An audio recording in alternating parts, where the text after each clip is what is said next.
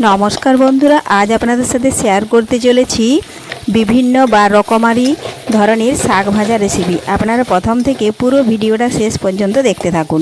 ভিডিওটি ভালো লাগলে একটা লাইক দিয়ে পাশে থাকুন ও বন্ধুদের সাথে শেয়ার করে দিন। চলুন তাহলে শুরু করি।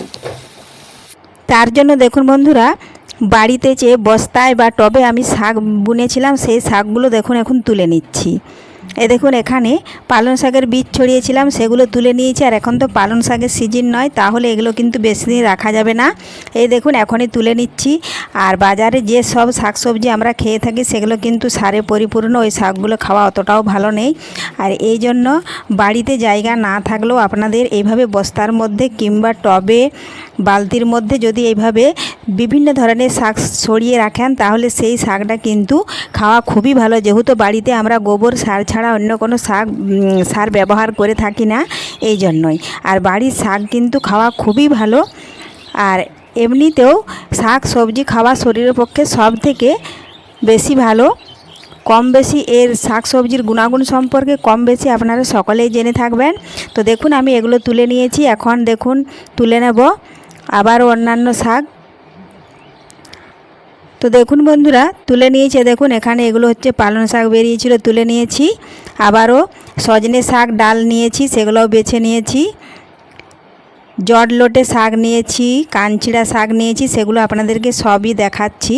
তো দেখুন এই শাকগুলো আমি তাড়াহুড়ো করে তুলেছি, তাও একবার দেখে নিচ্ছি। অনেক সময় শাকে কিন্তু ছোট ছোট পোকা থাকে, এই জন্য ভালোভাবে আপনারাও দেখে নেবেন।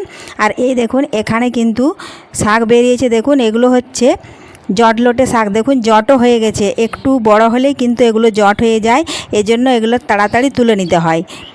এই দেখুন এগুলো বেশি বড় হবে না, আর অনেকটাই ঘন হয়ে গেছে। এই জন্য কিছুটা ডগ যদি আমি তুলে নিই, তাহলে আবারও কিন্তু 4 থেকে 5 দিন পর আবারও কিন্তু ডগ বেরিয়ে আবারও হয়ে যাবে। তো এই পদ্ধতিতে আপনারাও বাড়িতে খুব সহজেই টবে বা বস্তার মধ্যে মাটি আর গোবর মিশিয়ে শুকনো ঝরঝরে করে নিতে হবে মাটিটা, তারপরে কুড়িয়ে নিতে হবে।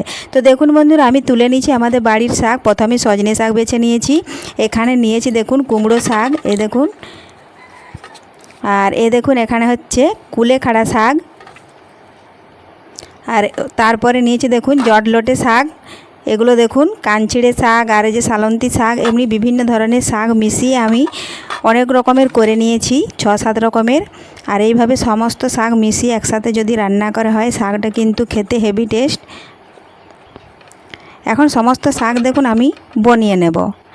সজনে শাকটা কাটবো না, বাকি শাকগুলো আমি কেটে ধুয়ে পরিষ্কার করে তুলে নেব।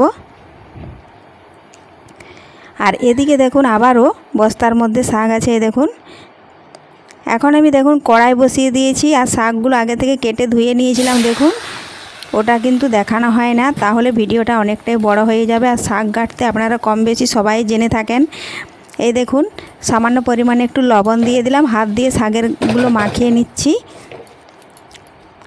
এখন আমি একটা থালা চাপা দিয়ে বেশ কিছুক্ষণ রেখে দেব। আর শাকগুলো কিন্তু খুবই নরম, বেশিক্ষণ রাখলে কিন্তু একদম কাদার মতো হয়ে যাবে। 2 থেকে 3 সেকেন্ড মতো আমি ঢাকা দিয়ে রেখে দেব, তাহলেই কিন্তু শাক থেকে যে জলটা বের হবে ওই জলটা কিন্তু বাইরে ফেলে দেব আমি। তার আগে যদি কোনো বন্ধু আমার চ্যানেলে নতুন হয়ে থাকেন, চ্যানেলটি সাবস্ক্রাইব করে বেল আইকন হলে সেট করে দিন সবার প্রথমে আমার এই রেসিপি পেতে। তো দেখুন বন্ধুরা শাকের জল কিন্তু ফেলে দিয়েছিলাম, ওটা দেখাই না। আর এখন আমি শাকের গায়ে যেটুকু জল ছিল সেটাও কিন্তু কড়াইয়ের মধ্যে নাড়াচাড়া করে দেখুন আমি শুকনো করে নিয়েছি। আর আজকে ভিডিও বানানোর তাড়া কিন্তু আমার খুব প্রচুর, অন্যান্য কাজ কিন্তু এখনও বাকি আছে। আর এই দেখুন এই জন্য তাড়াহুড়ো করে এডিট করে নিচ্ছি, তা না হলে এখন মিস্ত্রি যদি লেগে যায় বাড়িতে, তাহলে আর কিন্তু ভিডিও এডিট করতে পারবো না, কারণ আওয়াজ হবে আর জায়গাও থাকবে না।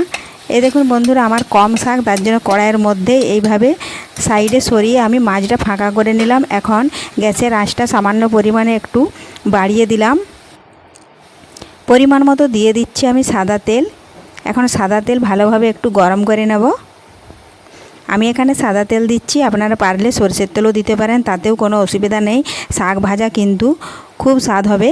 তো দেখুন বন্ধুরা ফোড়নে দিয়ে দিলাম শুকনো লঙ্কা, গোটা জিরে একটু ভেজে নিচ্ছি। লঙ্কা আর জিরে একটু ভাজা হয়ে গেলে আমি কিছুটা দেখুন রসুন কুচি থেতো করে রেখেছি এই দেখুন সেটা দিয়ে দিলাম। এখন এই রসুন কিন্তু একটু নাড়াচাড়া করে লাল লাল ভেজে নেব। আমার ভাজতে একটু সময় লাগবে, কারণ আমি সাদা তেল দিয়েছি, এই জন্য একটু সময় লাগবে।